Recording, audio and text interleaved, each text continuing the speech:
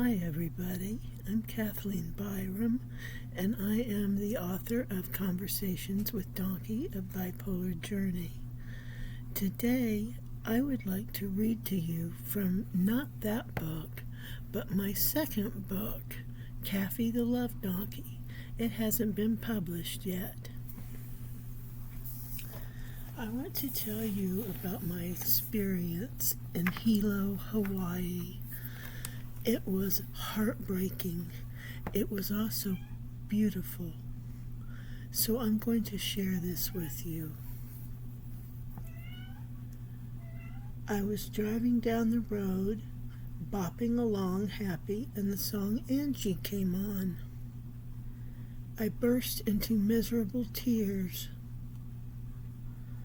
I suddenly realized then and there how much it told our story, and I remembered it being played for me over and over in the car on the way to the plane. And I was in another world and didn't understand its significance at the time. Background. I fell in love with someone on the internet. We'll call him P. We were seemingly crazy for one another.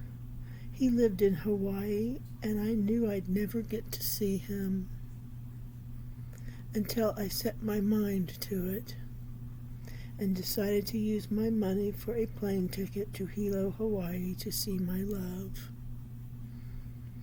I was going for 8 days. The excitement was palpable.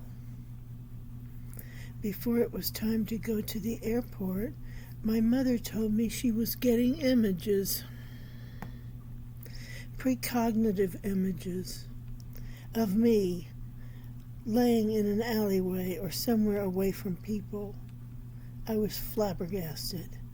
I knew the images my mother got were not to be ignored because they had happened before.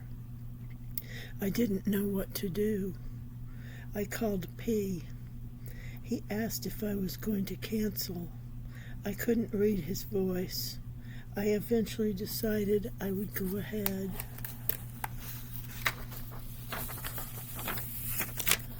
When we got to the train station, the train would take me to the plane if I recall correctly. There was a dark place I had to walk to get to the tracks.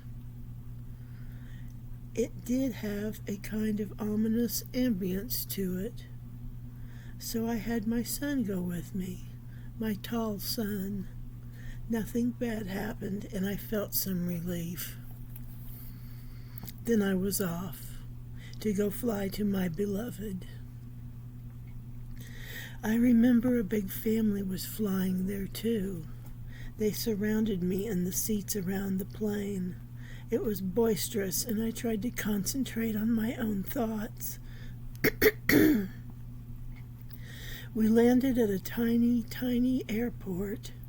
I came down the stairs, and there he was waiting for me, his hair disheveled, smelling like he needed to bathe, and when he opened his mouth, I was shocked. His teeth looked like a monster's. They were hideous. I was in shock and tried to meet his eyes and concentrate on them. He was rather low-key and quiet. I didn't know what to say. We hugged at some point and headed toward the baggage. Then 8 days of silence, mostly, on my half began. It was horrible. I couldn't seem to think of anything to say. Ever. I could not. I was used to writing prolifically, but I was not used to talking that way to someone I had never met. Near the end of our time together, I mentioned to him that I felt like the volcano goddess Pele had silenced me because I was not meant to be there. He started at this. It was a strange moment.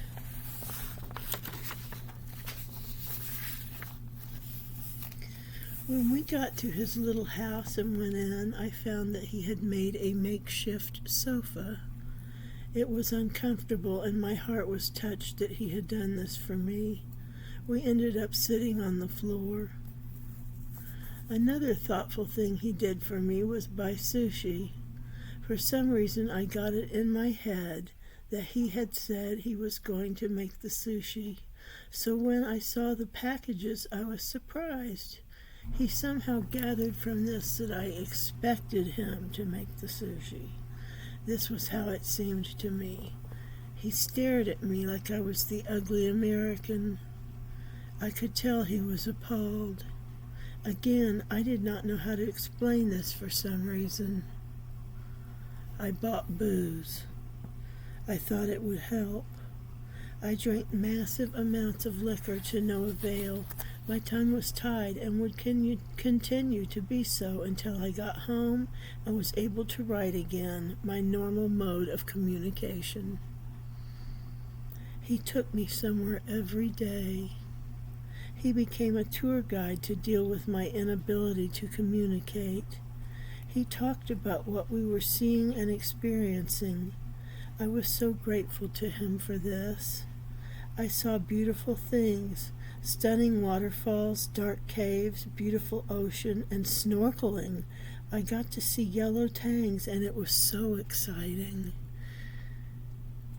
Back at the house, I would spend hours crying. Yes, hours. I could not stop crying.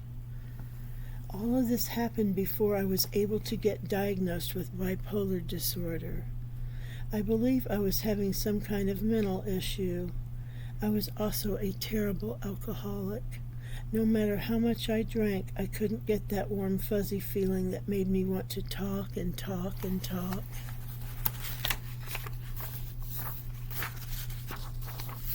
The story does not end well. I harassed him with emails and phone calls. He was having none of it and asked me to stop. Eventually, he had me text with his girlfriend, whom I thought had left. And after a time, I was drunk one night and used a love emoji erroneously. She never texted again. I considered this then the end of the situation.